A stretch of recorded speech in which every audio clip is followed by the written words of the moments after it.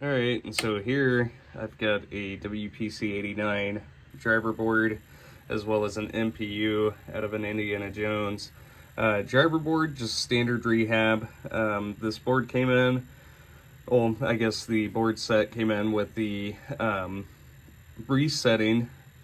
And so what I've done to try to alleviate that is to replace a C5 here, which is the 5-volt filter capacitor, and then C4 and C2 as well.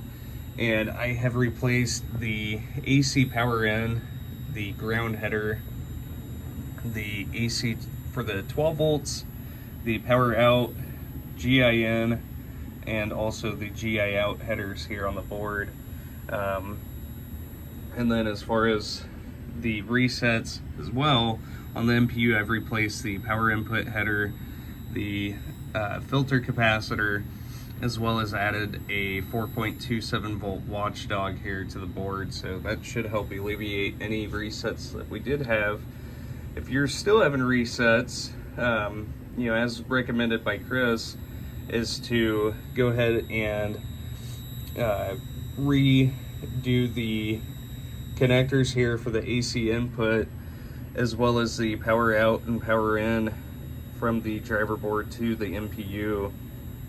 But the MPU, I've also installed an NVRAM module that was sent in from the customer, and I think that pretty much covers everything here on the board. And so let's go ahead and get this thing into test. I've got the board already booted, so here's everything just functioning in attract mode. But we'll go into test here, and obviously time and date not set. I'll leave that there to the customer and get into test. And first test is going to be switch test. So we're just going to go through diagonally testing both rows and columns here, and all 64 switches are reporting correctly, and testing the coin door switches, those are all operating correctly as well. And into solenoid test. So the Indiana Jones utilizes the aux 8 driver board here, which I do not have set up, sorry. And these here, those are the control gate that you see that holds on for a little bit longer, and then some of those are ran off of the aux 8 board. And into the flasher test.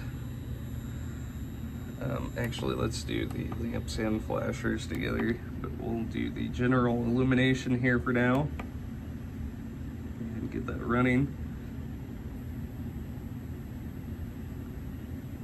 So you should see all 4 of these individual strings dim together, and then also the last 2 will dim together here. And that is 100% operational. And let's see, lamps and flasher test. And that is good to go.